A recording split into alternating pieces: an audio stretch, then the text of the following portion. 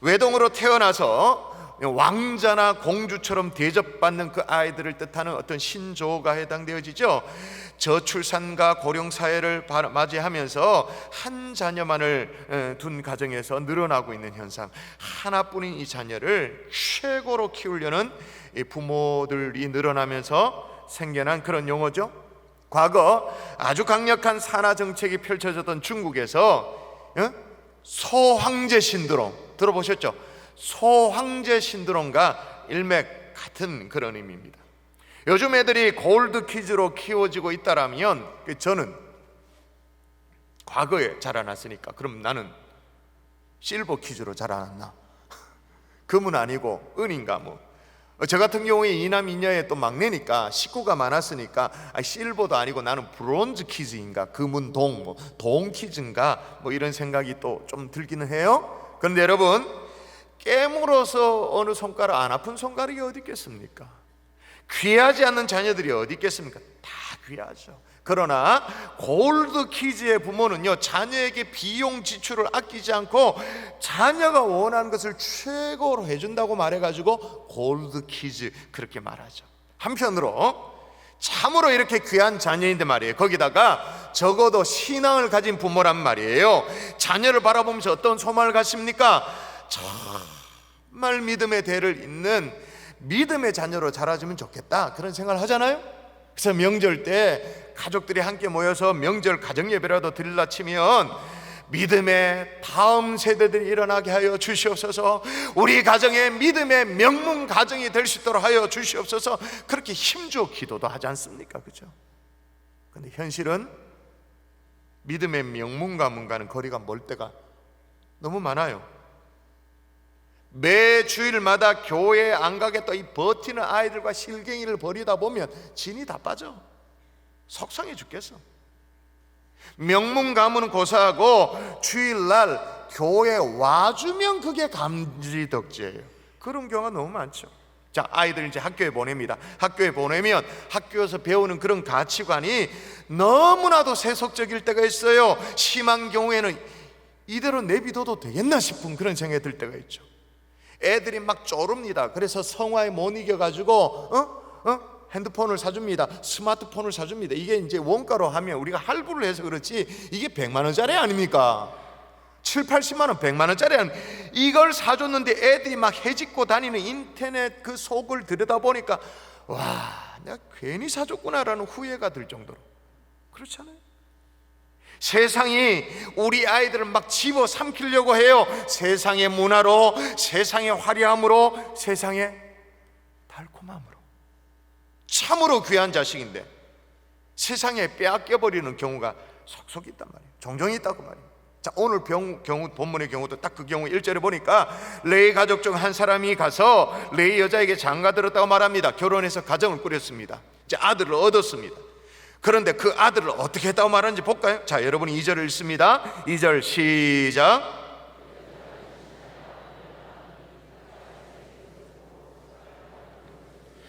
여기 보니까 숨겨 쓰나라고 나옵니다. 이 히브리어 의미가 뭐냐? 가리우다라는 거예요. 덮거나 뭘 가림으로 해가지고 숨기는 걸 의미하는 거예요.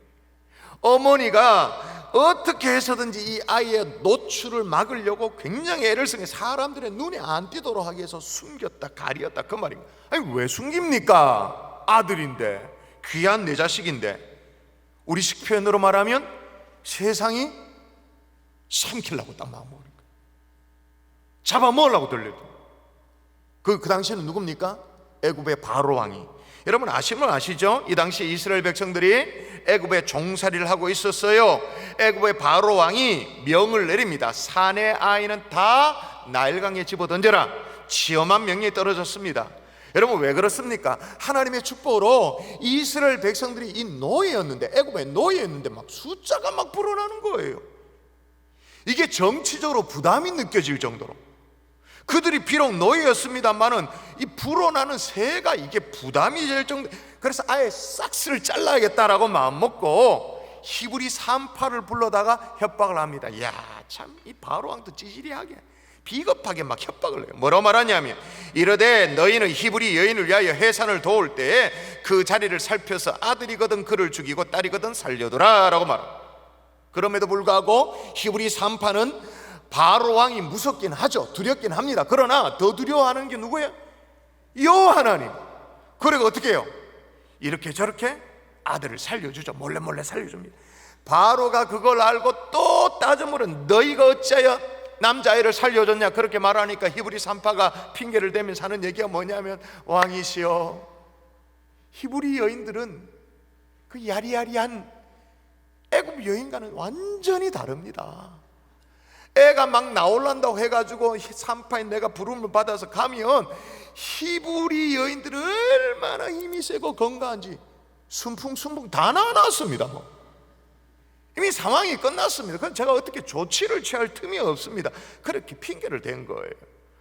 바로 왕이 어떻게 하느냐? 산파를 통해 가지고 우회적으로 산하 정책을 하려고 했는데 이제는 그게 안 되니까 어떻게 아주 노골적으로 뭐라고 말합니까? 자, 읽어볼까요? 그러므로 시작.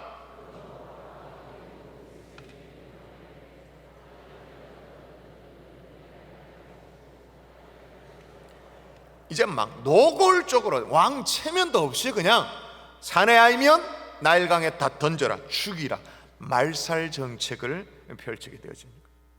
이런 상황 속에 오늘 본문의 이 어미는 아들을 살려야 되니까 석 달 동안 숨겨가지고 키우는 거예요. 마치 우리 심정과 똑같아요. 세상에 내놓기 전에 정말 잘 키워보려고, 세상에 더 때가 묻기 전에 정말 좀 잘 키워보려고 무진 애를 쓰는 우리 심정과 똑같아요. 부모의 손을 떠나서 어차피 세상에 나아가게 될 테니까 세상에 내놓기 전에 바른 옳은 신앙을 심겨주려고 애를 쓰는 우리의 심정과 똑같아요. 그러나 여러분, 세상은 정말로 무지막지하게 우리 아이들을 내놓으라고 말합니다. 삼키겠다고 막 달려듭니다. 어떻게 하면 좋아요? 이 자리에 있는 대부분의 어머니들이요, 이 자리의 아버지들이요, 누군가의 우리는 부모로 있습니다. 어떻게 하면 우리 자녀를 삼키려고 막 달려드는 이 세상으로부터 우리 아이들을 지켜내고 옳은 신앙 교육을 할 수 있는가, 정말 고민이 되어지죠. 따라하십시다. 할 수 있는 한 최선을 다해야 한다. 뻔한 얘기를 해서 참 죄송해요. 근데 이게 비결이에요. 이게 할 수 있는 한 최선을 다한다. 여러분, 자녀가 부모의 곁을 떠날 때가 있습니다. 그렇죠? 시집 장가 가서도 떠납니다. 그죠? 직장을 구해가 떠나기도 합니다. 또 진학을 해서 학교 때문에 떠나기도 합니다. 뭐 또 한 지붕 아래 같이 살아도 정서적으로 심리적으로 이미 부모를 떠난 그런 자녀들도 있습니다. 다 떠나죠. 여러분, 부모를 떠나는 자녀를 말릴 방법이 있습니까? 못 떠나도록 할 수 있는 방법이 있습니까? 사실 그래도 안 되잖아요. 자식은 부모와 함께 때가 되면 독립된 존재로 그렇게 살아나야 되잖아요. 그러나 중요한 건 뭐냐? 부모를 떠난 자녀가 어느 품에 안기냐는 거죠. 부모를 떠나는 자녀를 말릴 수는 없는데, 그걸 막을 방법은 없는데, 부모의 품을 떠난 자녀가 어느 품에 안기느냐? 세상에 주는 그 단물 빨아먹으려고 세상 속에 막 허우적거리냐? 세상에 삼킴받지 않도록 할 수 있는 그런 어떤 최선을 우리가 할 수 있는 한 다해야 되지 않겠냐? 오늘 본문에 이 어머니도 보세요. 뭐라고 말하냐면, 이 여자가 임신하여 아들을 낳으니 그가 잘생긴 것을 보고 석 달 동안 그를 숨겼으나, 일단 숨기고 보는 거예요. 자, 그런데 여기서 또 성경을 오해하면 좀 곤란해요. 여기 보니까 그가 잘생긴 것을 보고 석 달 동안 그를 숨겼다라는 걸 보고, 야, 성경 또 외모지상주의네. 그가 잘생긴 것을 보고 그를 숨겼더라. 이야, 그 지긋지긋한 외모지상주의가 성경 붙어 있네. 그 얘기 아니죠. 여러분, 여기 잘생겼다라는 히브리 말이 토부입니다. 토부. 이게 그냥 잘생긴 게 아니에요. 여러분, 솔직히 아이가 태어나면 그게 못난이든 뭐 이쁘든 간에 부모 눈에는 다 어떻게 보입니까? 뭐 애 태어나서 제일 처음 보면 완전 막 시뻘건데도 말이에요, 부모 눈에는 좋다고 쭉쭉 빨고 막 이쁘다고 난리잖아요. 부모 눈에는 다 이쁘게 보여요. 근데 여기 말하는 이 토부의 참 의미는 뭐냐? 창세기 1장에 나오는 거예요. 1장에 하나님이 창조자 하나님이 피조 세계를 창조하셨습니다. 창조하시고 보시기에 어떠하더라? 보시기에 좋았더라. 그거예요. 그 좋음을 얘기하는 거예요. 그래서 하여튼 숨겼어요. 근데 뭐 집안에 더 이상 숨길 수가 없죠. 왜? 아이 울음소리가 담벼락을 막 넘어가니까 그래요. 어떡합니까? 그래서 여러분 또 읽어볼까요? 자, 더 숨길 수 없게, 시작. 더 숨길 수 없게 되매 그를 위하여 갈대 상자를 가져다가 역청과 나무진을 친하고, 여기 보니까 이제 더 숨길 수가 없게 되니까 갈대 상자라고 말합니다. 근데 이 상자가 의미가 있어요. 이 상자의 원어적 의미가 테바예요. 이 단어가요, 오늘 본문 말고 또 한 번 더 기록됩니다. 창세기 6장, 또 창세기 7장, 창세기 9장, 하나 아주 기가 막힌 사건, 그때 또 한 번 더 기록되는 단어예요. 갈대 상자라고 할 때 그 상자. 여러분 창세기 6장, 7장, 9장에 어떤 사건이에요? 범죄한 인류를 하나님께서 심판하려고 마음 먹습니다. 홍수로 쓸어버리려고 마음 먹습니다. 홍수가 임하죠. 그때 노아가 뭘 만들어요? 방주를 만들죠. 그 방주와 상자 같은 단어예요. 그러니까 방주의 의미로 지금 상자를 준비하는 거예요. 노아의 방주 때와 똑같습니다. 여러분 볼까요? 노아의 방주 때 6장에 보면, 창세기 6장에 보면 너는 고페르 나무로 너를 위하여 방주를 만들 때 그 안에 칸들을 막고 역청을 그 안팎에 칠하라. 그러니까 하여튼 노아의 방주 때 똑같은 방법으로 완벽하게 지금 뭐예요? 방수 처리를 지금 하고 있는 거예요. 역청으로, 진으로 그렇게 하고 있는 거예요. 자, 그러면 지금 이 어미가 말이에요, 갈대 상자에 역청을 바르고 진을 바르고 어떤 의도로 그렇게 발랐을까요? 갈대 상자를 준비하는데 어떤 의도로 그렇게 바르고 그렇게 했을까요? 나일강에 띄우면 최대한 천천히 가라앉기를 바라는 마음으로 그렇게 했을까요? 둥둥 잘 떠내려 가라고 그런 마음으로 그렇게 했을까요? 아니죠. 지금은 어쩔 수 없이 나일강에 내 아이를 내 맡기지만 하나님이 누군가의 손길을 통해서 반드시 건져 주실 것이다. 건져 주실 것이기에 지금은 눈물겹지만 어미의 심정으로 할 수 있는 것 다 바르고 상자 만들고. 자, 또 보세요. 그래가지고 어디에 뒀다고 말하는지 보면 갈대 상자를 가져다가 역청과 나무진을 친하고 아기를 거기다만 나일 강가 갈대 사이에 두고 오라고 말합니다. 바로 왕의 명령 뭐냐? 나일강에 던지라는 거였어요. 여러분, 이 던지라는 말이 무슨 말이냐 하면 그 당시에 나일강은 이 악어로 득실득실 하니까 나일강에 던지란 말은 악어밥이 되어져서 완전히 죽이라 그 말인 거예요. 그런데 여기 보니까 갈대 상자에 담아 나일강과 갈대 사이에 뒀다라고 말합니다. 그게 뭔 차이가 있나? 똑같이 뭐 그게 그거 똑같지 뭐. 아니에요. 왕이 강에 던지라는 말과 강가에 갈대 사이에 뒀다는 말은 전혀 다른 얘기예요. 일설에 의하면 이 나일 강변에 있는 악어는요, 갈대를 싫어한대요. 그냥 천성적으로 갈대를 싫어한대요. 그리고 더 나아가서 갈대 사이에 뒀다, 그 말은 뭐냐? 악어의 공격을 막아준 어떤 뭐랄까 보호의 기능, 엄폐의 기능, 엄폐 시설 가운데, 그 가운데 지금 상자를 둔 것과 똑같은. 이제 그렇게 하고 또 어떻게 했습니까? 또 보세요. 어떻게 했습니까? 그의 누이가 어떻게 되는지를 알려고 멀리 섰더니, 그러니까 누이를 따라 붙이는 거예요. 다시 말합니다. 아이를 내어주지만 어미로서 최선을 다한 거예요. 여러분, 여러분에게 품에 자녀가 있을 때, 여러분의 영향력 아래 자녀가 있을 때 자녀를 위해 최선을 다할 수 있기를 주의 이름으로 축원합니다. 축원합니다. 최선을 다한다고 말하니까 어떻게 하면 되는가? 다 하고 싶어요. 어떻게 최선을 다하면 되는가? 여러분, 내일 국민일보 기사에 함께 실릴 사진이 있습니다. 요겁니다. 사진 보여주세요.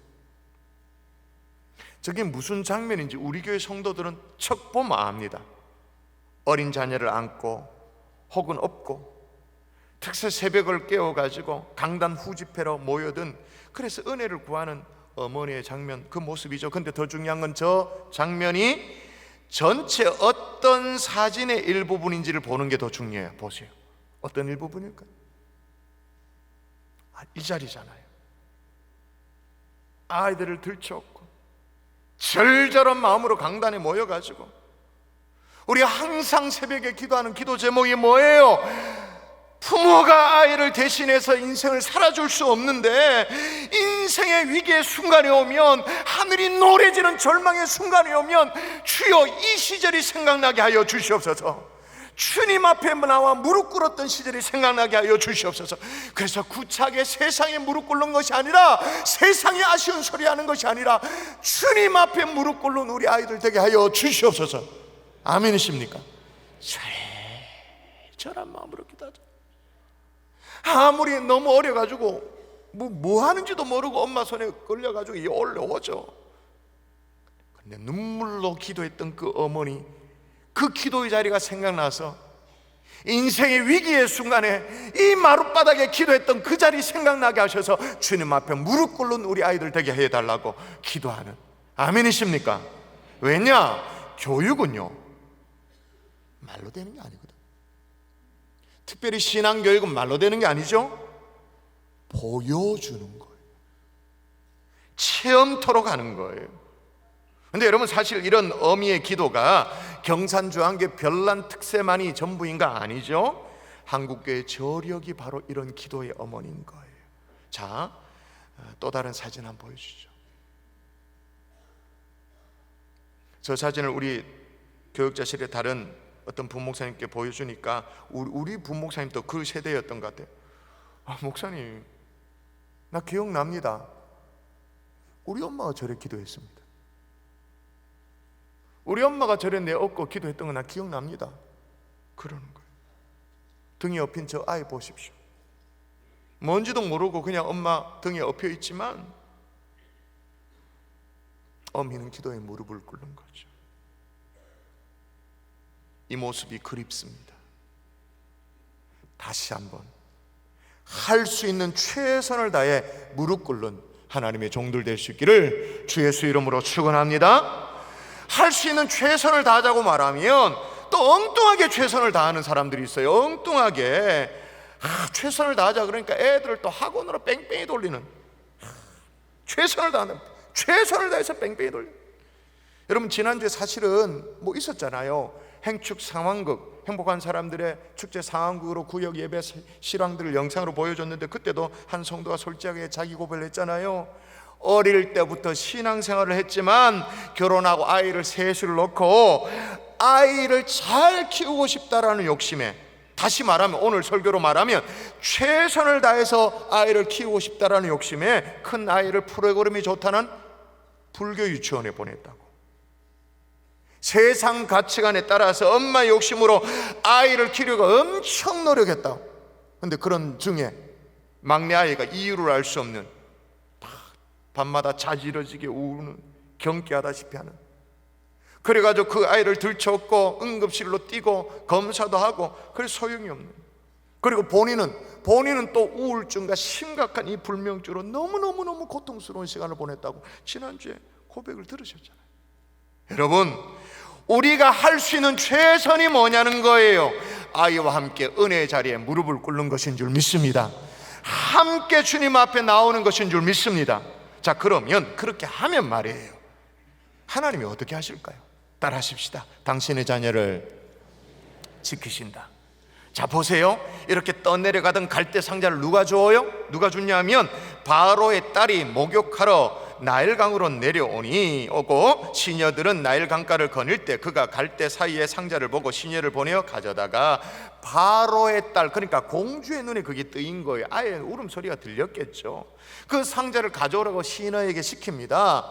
턱 열었습니다. 열고 보니 아이가 뭐라고 지금 기록됐냐면, 이게 진짜 신기한 구절이에요. 이게 자, 읽어보세요. 자, 신기하다고 해서 제가 빨간색으로 표시를 해놨는데 여러분 읽습니다. 시작.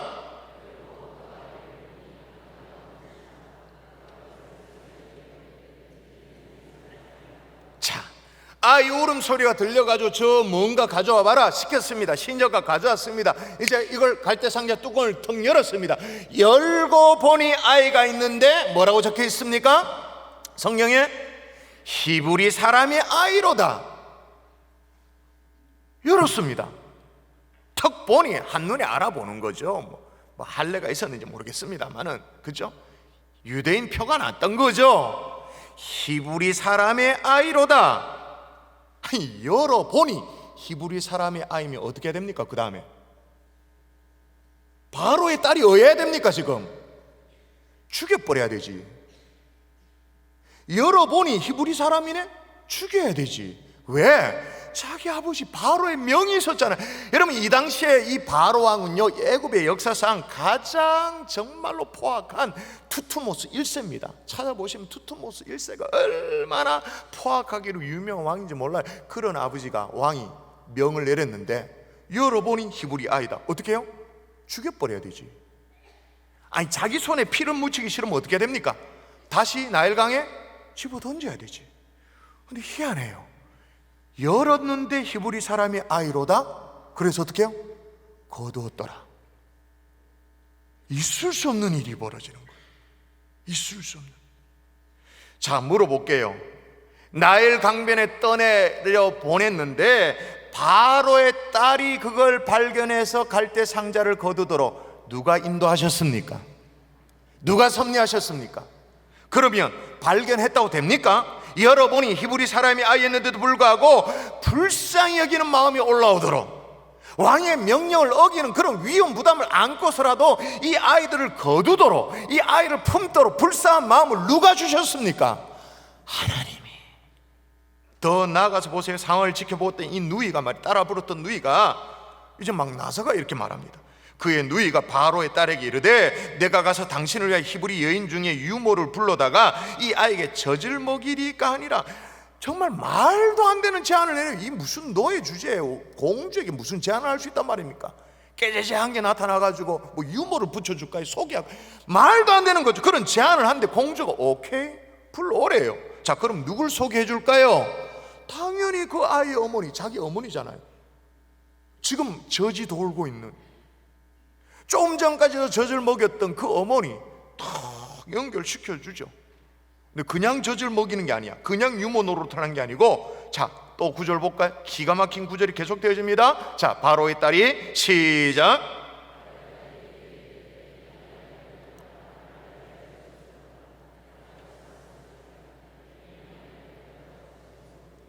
나일 강변에 던져져서 악어밥이 안 되고 진짜 다시 자기 품에 안아보는 것만도 진짜 꿈인가 생신가. 그런데 젖을 물리는데 말이야.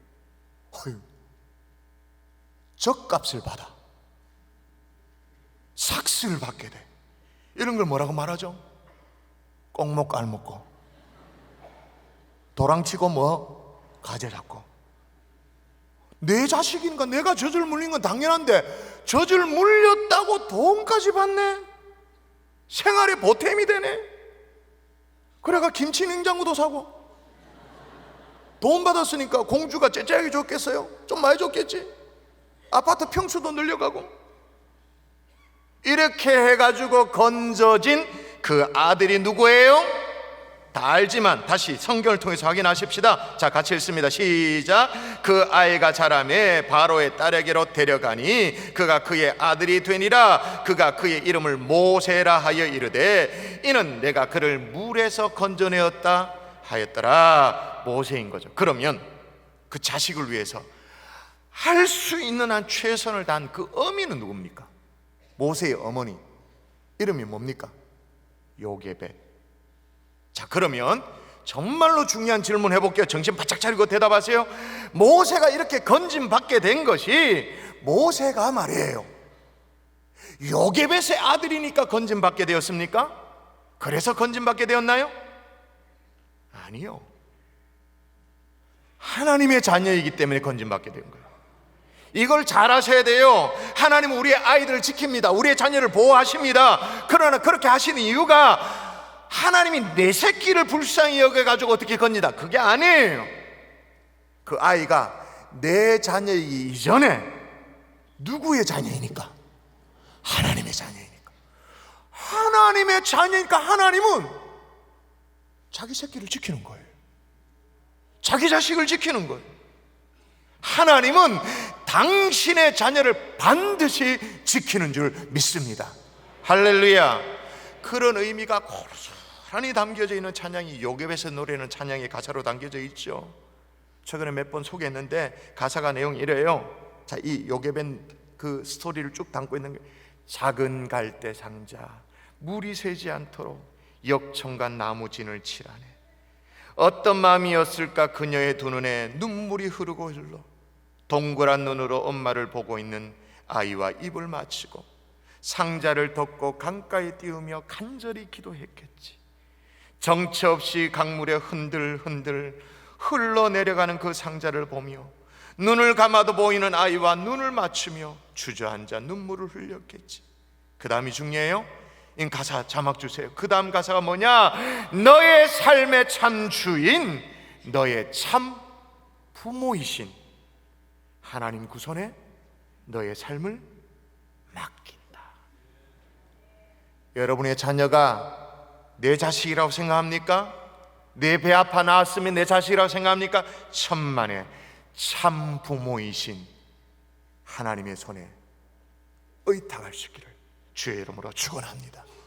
하나님께 맡길 수 있기를 바랍니다. 여러분, 전통적으로 가을 특세는요, 수능생을 위해서 기도하는 날이 있는 날이지 않습니까? 해마다 수능 시즌이 되어지면 안타까운 마음으로 제가 그렇게 말씀드리죠. 애들이 충분한 부모의 기도의 후원을 받아야 될 터인데 그거 없이 그냥 혼자 덜렁 바들바들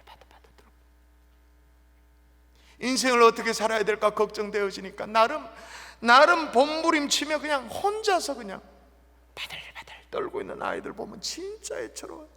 이래 쳐다보면, 야, 저기 고아인가? 충분히 자기를 위해서 기도해 줄 부모 없는 고아인가? 그런 생각이 들어요. 여러분, 아이를 위해 기도로 시험을 위한 기도도 하겠습니다만 우리가 무슨 기도를 해야 될까요? 참 부모이신 하나님께 이 자녀를 맡겨드립니다. 아멘이십니까? 그러면 참 부모이신 하나님이 책임집니다. 보호하십니다. 지키십니다. 말씀이 결론을 맺을게요. 자녀의 신앙교육을 위해서 어미로서, 아비로서 할 수 있는 한 최선을 다할 수 있기를 바랍니다. 근데 이것도요, 다 때가 있어요. 언제나 기회가 있는 것이 아닙니다. 아이들이 기다려주지를 않습니다. 여러분, 이번 가을 특세, 특별히 월화 강사는 정말 아이들을 위한 강사예요. 진짜로 세계적인 복화술을 구사하는 강사 아닙니까? 안재호 소장님, 그죠? 그래서 지난 행복한 사람들의 축제에 다녀가셨던 예수 안 믿는 그런 성도라고 말할 수 없고 예수 안 믿는 분들로부터도 찬사를 받았던 그런 분이잖아요. 박수갈채를. 안호선 목사님, 우리 작년에 경험했기 때문에 제가 더 이상 설명할 필요 없죠. 박정식 목사님, 제가 8년 동안 부타 스케줄 조정해서 이번에 모시게 되어지는 분이에요. 어미들이요, 아비들이요, 우리가 할 수 있는 최선을 다하고 그 다음에 참 부모이신 하나님 앞에 자녀를 맡겨드리는 하나님의 종들 되시기를 주의 이름으로 축원합니다.